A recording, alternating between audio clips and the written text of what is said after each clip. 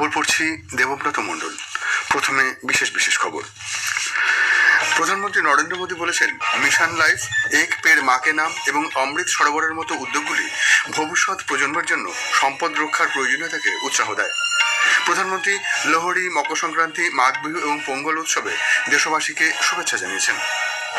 তেহরানে ভারতীয় দূতাবাস নাগরিকদের দ্রুত ইরান ছাড়ার পরামর্শ দিয়েছে। ভারতের বিদেশ সচিব বিক্রম মিস্ত্রি আজ নতুন দিল্লিতে চীনের কমিউনিস্ট পার্টির উচ্চ পর্যায়ের প্রতিনিধির সঙ্গে দুই দেশের সম্পর্ক বিষয়ে আলোচনা করেছেন।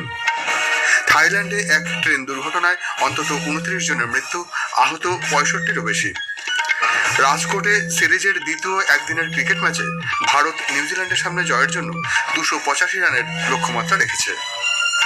আসছি বিস্তারিত খবরে। প্রধানমন্ত্রী নরেন্দ্র মোদী মাটির স্বাস্থ্য বজায় রাখা, জল সংরক্ষণ এবং ভবিষ্যৎ প্রজন্মের জন্য সম্পদ রক্ষার প্রয়োজনীয়তার উপর জোর দিয়েছেন। তিনি বলেন, মিশন লাইফ, এক পেড় মাকে নাম এবং অমৃত সরোবরের মতো উদ্যোগগুলি এই চেতনাকে উৎসাহিত করে। আজ নতুন দিল্লিতে কেন্দ্রীয় তথ্য সম্প্রচার প্রতিমন্ত্রী ডক্টর এল মুরুগানের বাসভবনে আয়োজিত পোঙ্গল উদযাপনে যোগ দেওয়ার পর এক সমাবেশে তিনি ভাষণ দিচ্ছিলেন। তিনি বলেন যে পৃথিবী যখন মানুষকে এত সম্পদ দেয় তখন তা সংরক্ষণ করা মানুষের দায়িত্ব। প্রধানমন্ত্রী বলেন যে সরকার কৃষিকে আরো টেকসই এবং পরিবেশ বান্ধব করার জন্য ক্রমাগত কাজ করে চলেছে। আগামী দিনে উন্নত কৃষি পদ্ধতি, জল ব্যবস্থাপনা, পার ড্রপ মোর ক্রপ এবং কৃষি প্রযুক্তি গুরুত্বপূর্ণ ভূমিকা পালন করবে। धरती हमें इतना कुछ देती है, उसे संजोने का दायित्व भी हमारा है। अगली पीढ़ी के लिए मिट्टी को स्वस्थ रखना, पानी को बचाना और संसाधनों का संतुलित उपयोग करना सबसे जरूरी है।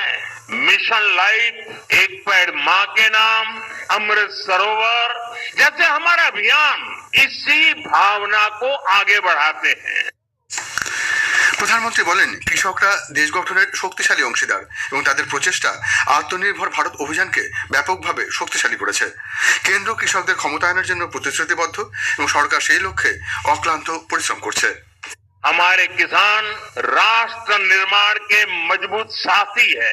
उनके प्रयासों से आत्मनिर्भर भारत अभियान को बहुत मजबूती मिल रही है। केंद्र सरकार भी किसानों को सशक्त बनाने के लिए प्रतिबद्ध होकर लगातार काम कर रही है।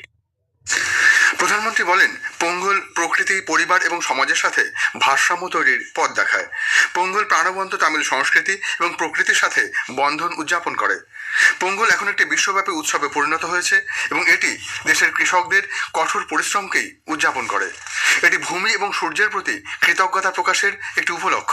প্রধানমন্ত্রী বলেন, এই সময়ে ভারতের অন্যান্য অঞ্চলেও লোহড়ী, মকর সংক্রান্তি, মাঘ বিহু এবং আরও অনেক উৎসব হয় এবং পোঙ্গলের মতো উৎসব এক ভারত শ্রেষ্ঠ ভারতের চেতনাকে শক্তিশালী করে। পোঙ্গল উৎসব এখন প্রকৃতির প্রতি কৃতজ্ঞতা প্রকাশের একটি উপায়। প্রধানমন্ত্রী জানান, পৃথিবী যখন এত সম্পদের যোগান দেয় তখন তা সংরক্ষণ করা মানুষের দায়িত্ব। हमारे तमिल जीवन में पोंगल एक सुखद अनुभूति की तरह है। इसमें अन्नदाता की मेहनत, धरती और सूर्य के प्रति आभार का भाव है। साथ ही ये पर्व हमें प्रकृति, परिवार और समाज में संतुलन बनाने का रास्ता दिखाता है। বিদেশ মন্ত্রক ভারতীয় নাগরিকদের ইরান ভ্রমণ থেকে বিরত থাকার পরামর্শ দিয়েছে। এর আগে মন্ত্রক পশ্চিম এশিয়ার এই দেশটিতে অপ্রয়োজনীয় ভ্রমণ এড়াতে সতর্কতা জারি করেছিল। তেহরানে ভারতীয় দূতাবাস নাগরিকদের দ্রুত ইরান ছেড়ে যাওয়ার পরামর্শ দিয়েছে।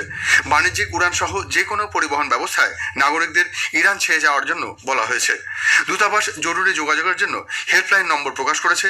এগুলি হলো 989128109115, 989128109109, 989128109102 এবং 989932179359।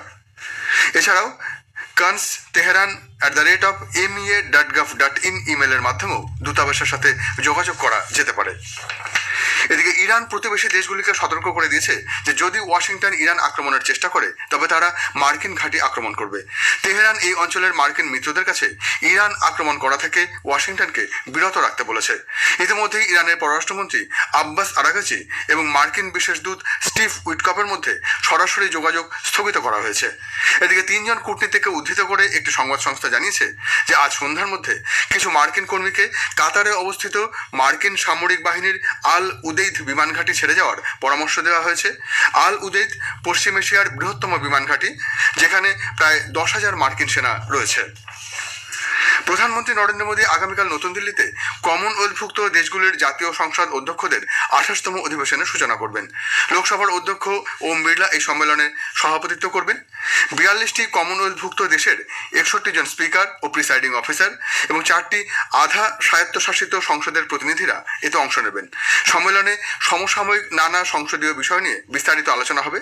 এর মধ্যে রয়েছে সংসদীয় কার্যক্রমে কৃত্রিম বুদ্ধিমত্তার ব্যবহার, সংসদ সদস্যদের উপর সামাজিক মাধ্যমের প্রভাব প্রভৃতি।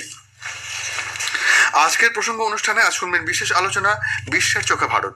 বিশিষ্ট আইনজীবী দেবজিৎ সরকারের সঙ্গে কথা বলেছেন দিব্য দে। আকাশবাণীর সংবাদ বিভাগ প্রযোজিত অনুষ্ঠানটি শুনবেন আজ রাত 9:30টায় গীতাঞ্জলি, ডিটিএইচ বাংলা এবং আকাশবাণী সংবাদ কলকাতা সোশ্যাল মিডিয়া প্ল্যাটফর্মে। খবর শুনছেন আকাশবাণী থেকে। ভারতের বিদেশ সচিব বিক্রম মিশ্রি আজ নতুন দিল্লিতে চীনের কমিউনিস্ট পার্টির কেন্দ্রীয় কমিটির আন্তর্জাতিক বিভাগের মন্ত্রী সান হাইয়ানের সঙ্গে সাক্ষাৎ করেছেন। বিদেশ মন্ত্রকের এক বিবৃতিতে জানানো হয়েছে, বৈঠকে দুই পক্ষ পারস্পরিক সম্পর্ক স্থিতিশীল ও পুনর্গঠন কর্মসূচির অগ্রগতি নিয়ে আলোচনা করেছে। ব্যবসা ও জনকেন্দ্রিক উদ্যোগকে অগ্রাধিকার দিয়ে নতুন বছরের সম্পর্ক আরও এগিয়ে নেওয়ার পথ খোঁজা হয়েছে। কলকাতার লাউডন স্ট্রিটে ভোট পরামর্শদাতা সংস্থা আইপ্যাকের কর্ণধার প্রতীক জৈনের বাড়ি ও সল্টলেকের অফিসে ইডির তল্লাশিতে মুখ্যমন্ত্রী মমতা ব্যানার্জি বাধা দেওয়ার অভিযোগে সিবিআই তদন্ত সহ একাধিক দাবিতে কলকাতা হাইকোর্টে দায়ের হওয়া মামলার শুনানির উপরে আপাতত স্থগিতাদেশ দেওয়া হয়েছে। বিচারপতি শুভ্রা ঘোষের এজলাসে আজ এই মামলার শুনানি ছিল। একই দাবি জানিয়ে শীর্ষ আদালতেও মামলা দায়ের করে ইডি।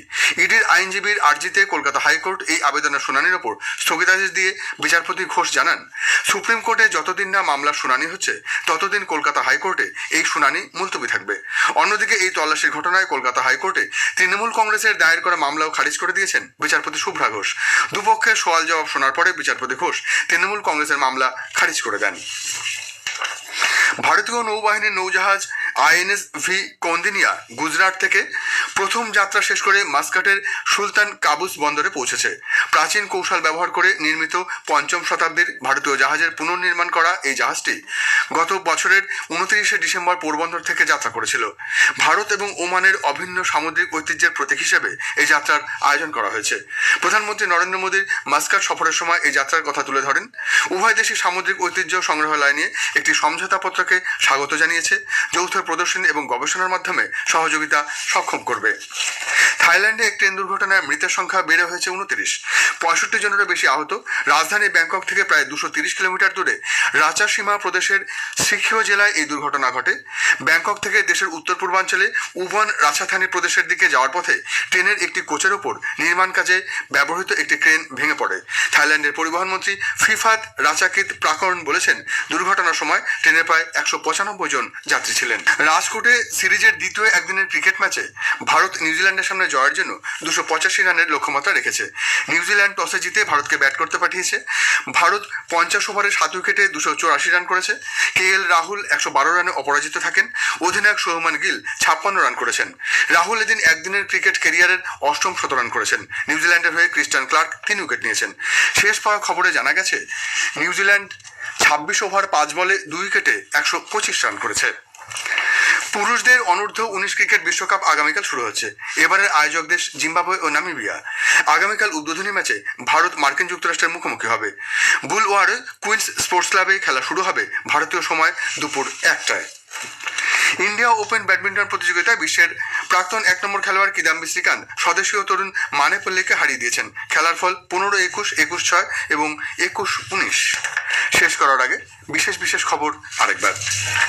প্রধানমন্ত্রী নরেন্দ্র মোদী বলেছেন, মিশন লাইফ, এক পেড় মাকে নাম এবং অমৃত সরোবরের মতো উদ্যোগগুলি ভবিষ্যৎ প্রজন্মের জন্য সম্পদ রক্ষার প্রয়োজনীয়তাকে উৎসাহ দেয়। প্রধানমন্ত্রী লোহড়ী, মকর সংক্রান্তি, মাঘ বিহু এবং পোঙ্গল উৎসবে দেশবাসীকে শুভেচ্ছা জানিয়েছেন। তেহরানে ভারতীয় দূতাবাস নাগরিকদের দ্রুত ইরান ছাড়ার পরামর্শ দিয়েছে। খবর এখনকার মতো এই পর্যন্ত। এরপর 7:50 শুনুন স্থানীয় সংবাদ।